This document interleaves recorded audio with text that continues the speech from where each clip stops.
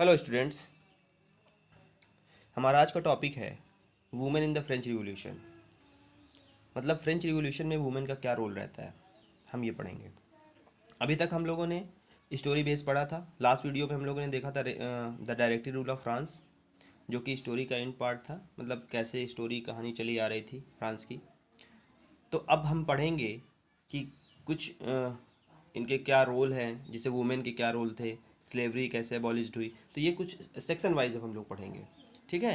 तो देखते हैं कि भाई जो फ्रेंच रिवॉल्यूशन हुआ उसमें वुमेन का क्या रोल था, इनकी सिचुएशन क्या थी, इनके साथ क्या हो रहा था, हाँ, इन लोगों ने कैसे पार्टिसिपेट किया। तो ये सारी चीज़ें हम इस वीडियो में पढ़ेंगे, ठीक है। चलिए देखते हैं आगे। हमारा फर्स्ट टॉपिक है did women have a revolution. तो क्वेश्चन से शुरू होता है, क्या वुमेन ने रिवोल्यूशन में पार्ट लिया था, क्या वुमेन ने रिवोल्यूशन किया था। तो ये क्वेश्चन पूछा जा रहा है। तो अगर हम इसकी बात करें तो तो from the very beginning the women were active participant in the events which brought about so many important changes in French society. Beginning का मतलब, जैसे अगर हम रिवॉल्ट की बात करें, रिवोल्यूशन की बात करते हैं, जो बेस्टाइल में रिवॉल्ट हुआ था, बेस्टाइल तोड़ा गया था पेरिस में, तो वहाँ पर वुमेन ने भी पार्टिसिपेट किया था, ठीक है। तो वुमेन शुरू से ही रिवॉल्यूशन का पार्ट रही हैं, ठीक है। और फ्रेंच की सोसाइटी में जो चेंजेस आए हैं, इसमें इन वुमेन का बहुत इंपॉर्टेंट रोल रहा है, ठीक है। और इसी के अकॉर्डिंग इनको ये आशा रहती थी, they hope that their involvement would pressurise the revolutionary government to introduce measures to improve their lifes. Women की जो लाइफ थी वो फ्रांस में बहुत अच्छी नहीं थी। कैसे? क्योंकि जब आपको याद होगा, जब रिवॉल्यूशन के टाइम में जब नेशनल असेंबली बन रही थी, लोग ओथ ले रहे थे, ठीक है, टेनिस कोर्ट में इकट्ठे होकर के हर जगह हमले हो रहे थे, ठीक है, रिवॉल्ट हो रहा था। तो उस समय वुमेन का जो रोल था बहुत प्रोमिनेंट रोल था। उन लोग को अपनी लाइफ को देखना था, घर चलाना था, वही सारे लोग तो उसमें बिजी थे, कॉन्स्टिट्यूशन बनाने में, नेशनल असेंबली बनाने में। तो घर को जो संभालने की जो जिम्मेदारी थी वो सब वुमेन पे आ गई थी। तो कैसे लाइवलीहुड की पूरी रिस्पॉन्सिबिलिटी, ठीक है। तो इन लोगों ने इसको बहुत अच्छे से मैनेज किया, और इन लोग को ये उम्मीद थी, ये आशा थी कि इनकी जो कंडीशन है फ्रांस में, इनकी जो सिचुएशन है, इनके इनके साथ भी कुछ अच्छा व्यवहार होगा, या अच्छा कुछ इनके लिए भी लॉ पास होगा। But most women of the third state had to work for a living. जो थर्ड स्टेट की जो ज़्यादातर वुमेन थी, जो लोअर स्टेटा की, मतलब कि जो लोअर सेक्शन से बिलोंग, मतलब हायर सेक्शन के लोगों को तो मान लीजिए कुछ प्रिविलेजेस मिल जाते थे। प्रिविलेजेस लाइक कि वो एजुकेशन, मतलब उनके पास इतने पैसे थे कि वो एजुकेशन प्राप्त कर सकते थे, ठीक है, ये सारी चीज़ें। जो लोअर स्टेटा के लोग थे उनके लिए कोई ऐसी चीज़ें नहीं थी, कुछ ऐसा नहीं था कि वो अपनी अपने को आगे ले जा सकें, ठीक है। तो उन्हें अपनी लिविंग सर्वाइव, मतलब अपने आप को सर्वाइव करने के लिए बहुत सारे काम करने पड़ते थे। They work as seamstress और laundress, sold flowers, fruits and vegetables at the market. Life life को चलाने के लिए, सर्वाइव करने के लिए उनको ये सारे काम भी करने पड़ते थे। सी मिस्ट्रेस मतलब उनको घर का काम करना पड़ता था, जो लॉन्ड्री में काम करना पड़ता था, फ्लावर बेचते थे, फ्रूट्स बेचते थे, वेजिटेबल मार्केट में ये सारे काम करते थे। और were employed as domestic servant, मतलब डोमेस्टिक घर में जैसे मेड होते हैं, तो मेड के तरीके भी ये लोग काम करते थे। In the house of prosperous people, बड़े लोगों के घर में, ठीक है, प्रॉस्पेरस सेक्शन के लोग, जो रिच लोग होते थे, उनके घर में जाकर के एज अ मेड ये लोग काम करते थे, ठीक है।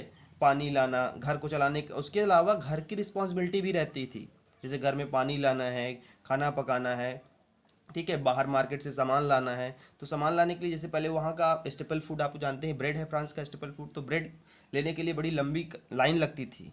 उस लाइन में खड़े होकर के जो है ब्रेड खरीदना, फिर घर पर आकर के बच्चों का ध्यान रखना। यहाँ तक कि ये लोग जो बाहर काम करते थे, उसमें जो इनको जो वेजेस मिलता था, दैट वाज वेरी लो। मतलब इनका जो वेजेस था वो मेन के अकॉर्डिंग कम था, ठीक है।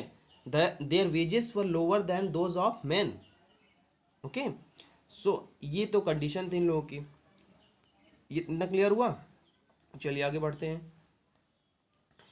अब हम यहाँ पर देखेंगे कि जब रिवोल्यूशनरी गवर्नमेंट थी, जो नेशनल असेंबली बनी थी, उस समय जो गवर्नमेंट थी, उस समय आपको पता होगा कि नेशनल असेंबली ने वॉर डिक्लेयर कर दिया था नेबरिंग कंट्रीज से, ठीक है। तो वॉर में इन्वॉल्व हुए थे, बहुत सारे फ्रांस के लोग उसमें उस वॉर में इन्वॉल्व हुए थे। ठीक है। तो उस समय तो ये आज़ादी मिल गई थी पूरे फ्रांस के लोगों को, कि मतलब अपनी अपने अपने पॉलिटिकल क्लब्स बना सकते हैं। ठीक है। पॉलिटिकल पार्टी बना सकते हैं। ठीक है। तो उस समय लगभग out of the 60 clubs the society revolutionary and Republic women society of revolutionary and Republic women most famous, मतलब लगभग 60 क्लब बनाए गए पॉलिटिकल क्लब, जिसमें सबसे मोस्ट प्रोमिनेंट क्लब कौन था? Society of revolutionary and Republic women. ठीक है। ये क्लब जो है सबसे फेमस क्लब निकल करके आया था। उसी समय जैकोबिन क्लब भी बना था, आपको याद होगा, क्योंकि नेशनल असेंबली के बाद जैकोबिन की गवर्नमेंट आ जाती है। ठीक है। रॉबर्ट स्पायर की गवर्नमेंट आ जाती है, जो कि जैकोबिन क्लब रहता है। ठीक है। तो उसी समय वुमेन को भी आज़ादी मिल गई थी, वो अपना पॉलिटिकल क्लब बना सकती। तो ये पॉलिटिकल क्लब बना उस समय रिवोल्यूशनरी गवर्नमेंट के समय। लेकिन जब जैकोबिन क्लब की गवर्नमेंट आ जाती है तो वो सारे क्लब को, पॉलिटिकल क्लब को बंद करवा देता है। आपको याद होगा, हमने बात किया था। ठीक है। चलिए अब यहाँ पर देखते हैं कि भाई पॉलिटिकल क्लब तो बन जाते हैं, जो रिवोल्यूशनरी गवर्नमेंट रहती है तो उनकी जो ये जो वुमेन थी फ्रांस की, तो इनकी डिमांड क्या रहती है उस गवर्नमेंट से? मेन डिमांड क्या थी? Enjoy equal political rights, be elected to the assembly and hold political office. इनकी ये डिमांड रहती है कि इनको भी पॉलिटिकल राइट मिले इनको, क्योंकि भाई आपको याद होगा कि वुमेन को नेशनल असेंबली में पैसिव सिटीजन में डाल दिया जाता है, मतलब they were not entitled to give vote, इनको वोटिंग राइट नहीं रहता है, they were belonging from as a passive citizen. तो ये इनको इक्वल पॉलिटिकल राइट भी चाहिए था, ये डिमांड थी। Be elected to the assembly and hold political office, वहाँ पर भी इनको एक्सक्यूज मी नेशनल असेंबली में इनको एक उनको पोस्ट मिले, वहाँ पर काम करने का मौका मिले, ऐसी अपॉर्चुनिटी मिले, ये भी डिमांड की। ठीक है। तो चलिए ये सब तो डिमांड थी इन लोगों की, लेकिन इनको वुमेन को थोड़ा सा रिलीफ मिला जब रिवोल्यूशनरी गवर्नमेंट जब रन कर रही थी, तो थोड़ा सा रिलीफ ये मिला कि the government introduce laws, government ने कुछ लॉ इंट्रोड्यूस किए, जैसे इम्प्रूव वुमेन्स लाइफ, वुमेन की लाइफ को इम्प्रूव करने के लिए क्या लॉ इंट्रोड्यूस किए? स्कूलिंग कंपलसरी गर्ल्स, जैसा कि अभी हम डिस्कस कर रहे थे कि जो स्कूलिंग था, एजुकेशन प्राप्त करने का सिस्टम था, तो थर्ड स्टेट के जो प्रॉस्पेरस सेक्शंस के वुमेन जो थी उनको तो मान लीजिए एजुकेशन मिल जाता था, ऐसे थे। अब क्या है, रिवोल्यूशनरी गवर्नमेंट ने स्कूलिंग को कंपलसरी कर दिया सबके लिए, गर्ल्स के लिए। ठीक है। सभी को एजुकेशन मिलेगा। ठीक है। Together with the creation of the state school, schooling was made compulsory for all girls. Okay. Now next one, marriages made contract level, marriages made contract entered freely and registered under civil law. देखिए पहले क्या था कि marriages legal नहीं थी, मतलब अगर किसी भी गर्ल को अगर शादी करनी है तो उसको पहले अपने फादर से परमिशन लेनी पड़ेगी, फादर जहाँ चाहेगा उसकी वहीं शादी करेगा, ये सारा सिस्टम था। लेकिन अब मैरिज को क्या है, marriage was made into a contract entered to freely and registered under civil law. ठीक है।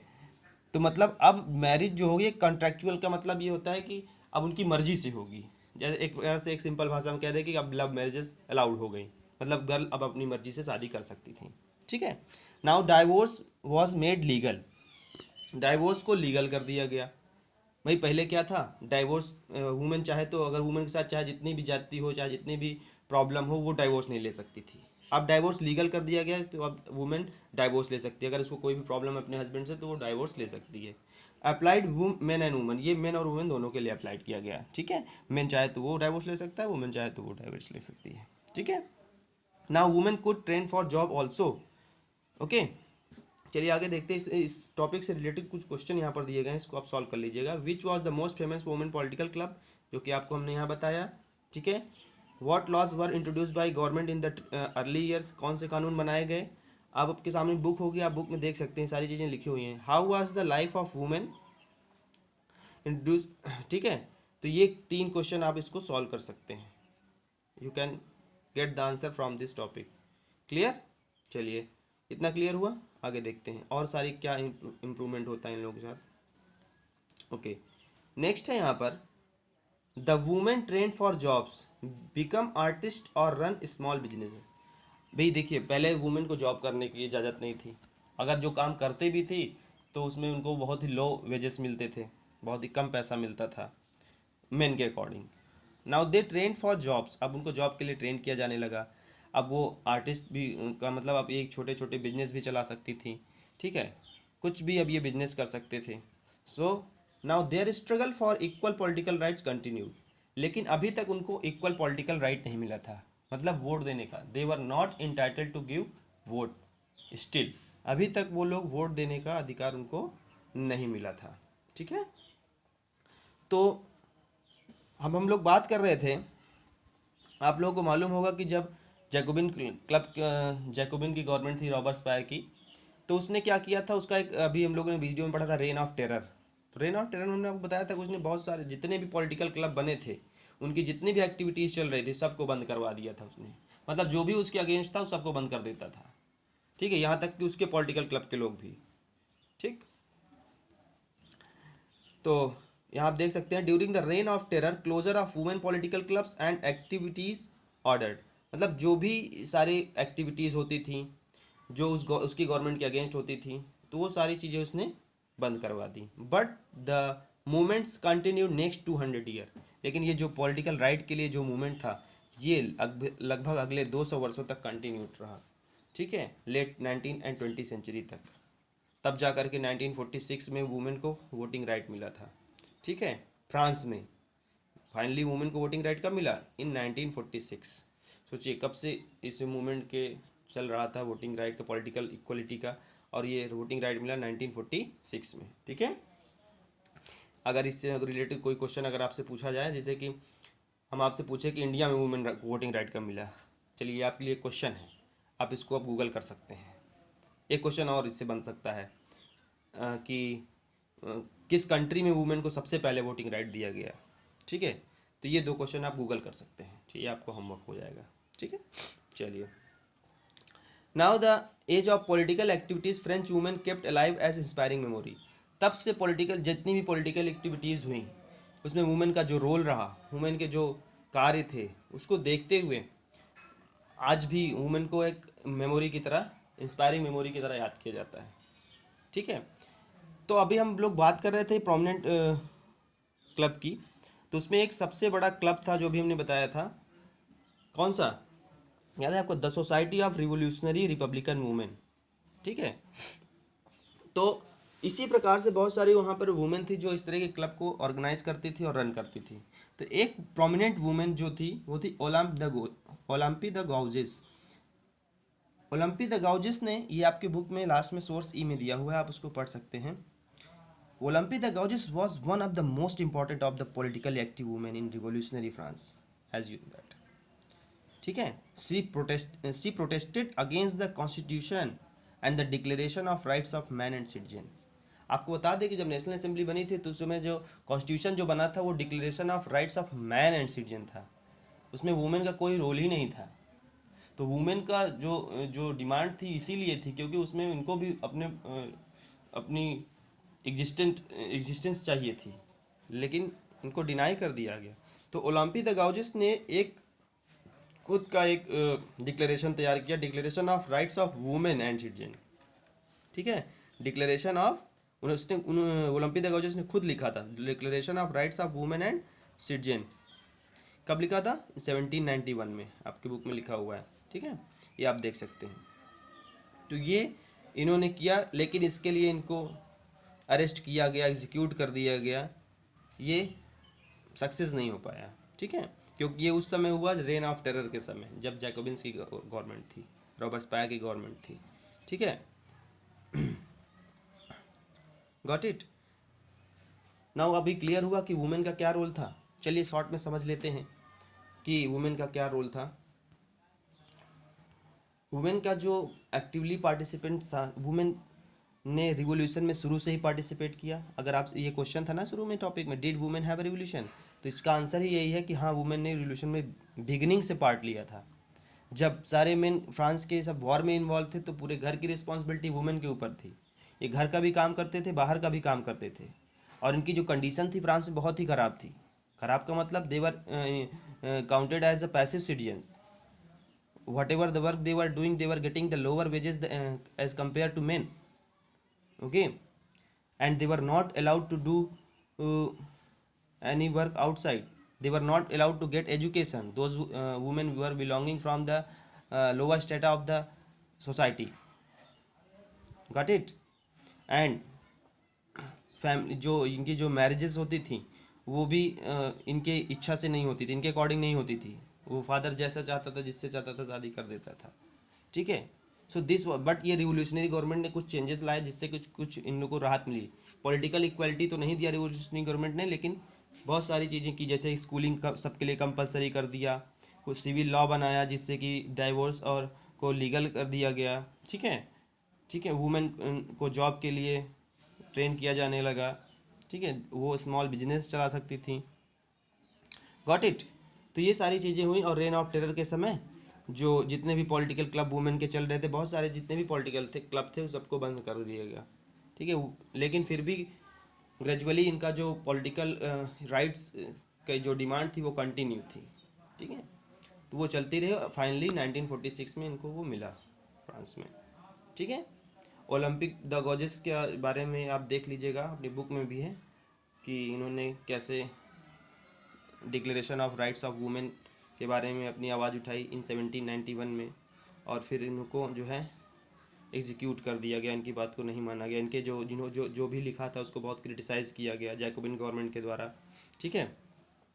सारे वुमेंस क्लब बंद कर दिए गए and she was tried by the national convention which charge her with treason.